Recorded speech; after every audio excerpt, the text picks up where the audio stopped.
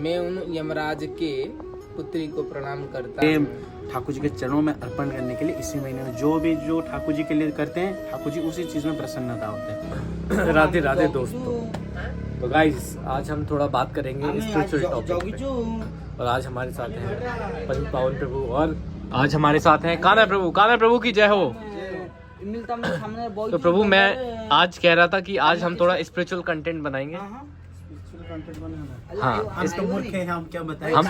हम तो मूर्ख हैं ही है, ठीक है, लेकिन मूर्खता में भी कभी कभी थोड़ा वो बुद्धि वाली बातें आ जाती है। हाँ, बुद्धि आता है लेकिन हमारे पास ज्ञान नहीं है। ज्ञान बुद्धि नहीं है, बुद्धि तो नहीं है, ज्ञान भी नहीं है। लेकिन प्रभु ये जमुना जी जो बह रही है, ये दिए तो जलाए जाते हैं कार्तिक मास में, ये क्यों जलाए जाते हैं? ठाकुर जी की सेवा के लिए। ठाकुर जी की सेवा के लिए। और ठीक इस साल में क्या होता है कि ठाकुर जी बहुत प्रसन्न होते हैं। अच्छा।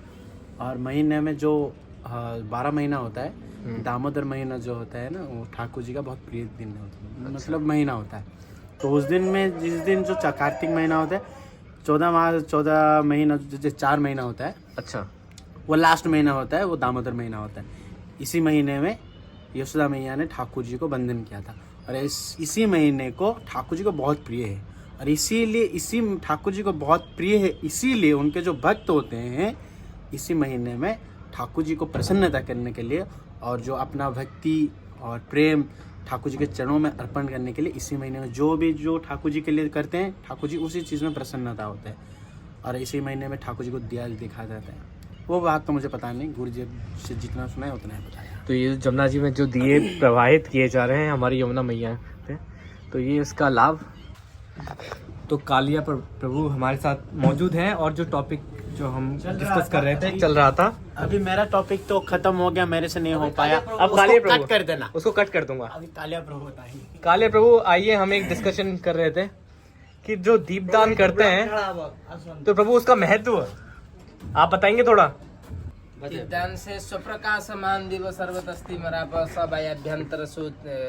सबायाभ्यंतर ज्योतिर्दिशोयम प्रतिगुह्यताम।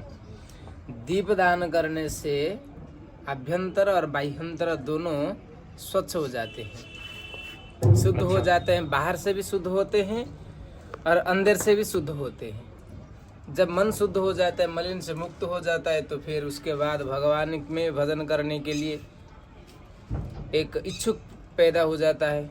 उसी में ये भी एक, इसलिए तो जमुना महारानी को हो या भगवान को हो, दीपदान करने का, दीपदान करने से भगवान संतुष्ट भी होते हैं, इसलिए दीपदान करना चाहिए। और कार्तिक मास में और अधिक करना चाहिए। कार्तिक मास में तो दीपदान करने से तो वाजपेयी यज्ञ का फल प्राप्त होता है। अच्छा, इसलिए तो करना ही चाहिए।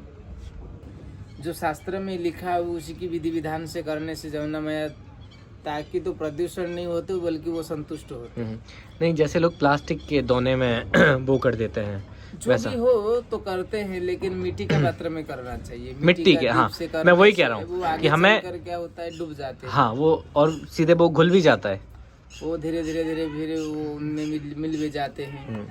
तो प्लास्टिक वगैरह में करते हैं, लोगों का आजकल का सिस्टम वही चल रहा है अभी। उसमें हम किसी को क्या कह पाएंगे, क्या कह पाएंगे। दीपदान करना चाहिए। दीपदान में तो यमुना महारानी को एक संतुष्टि प्राप्त होती है, और उसी में जैसे कि बताया गया है, दीपदान करने से वाजपेयी यज्ञ का फल प्राप्त होता है। और यमुना महारानी का आरती करने से कृष्ण भक्ति को भी प्राप्त कराती है।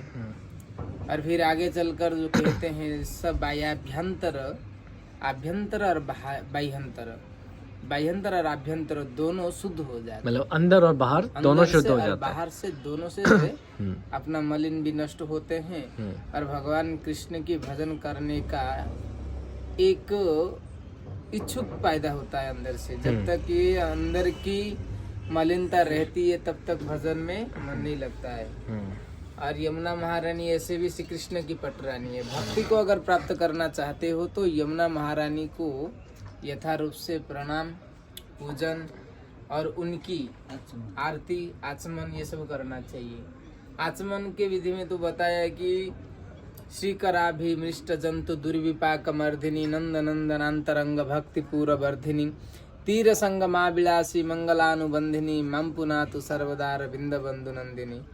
मैं उन यमराज के पुत्री को प्रणाम करता हूँ जिनकी एक बूंद जल अगर कोई अपने सर पर छिटका देता है तो उसका अनंत जन्मों के पाप जलकर भस्म हो जाते हैं, और फिर नंद नंद जो अंतरंग जो भक्ति होता है उसको यमुना महारानी प्रदान कर देती है और हर प्रकार के मंगल प्रदान कर देती है।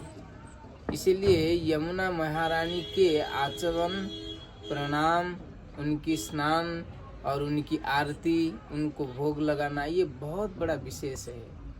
ये करने से यथावत उनको भगवान की भक्ति में एक अग्रसर होने का लाभ प्राप्त होता है, इसलिए करना चाहिए सब।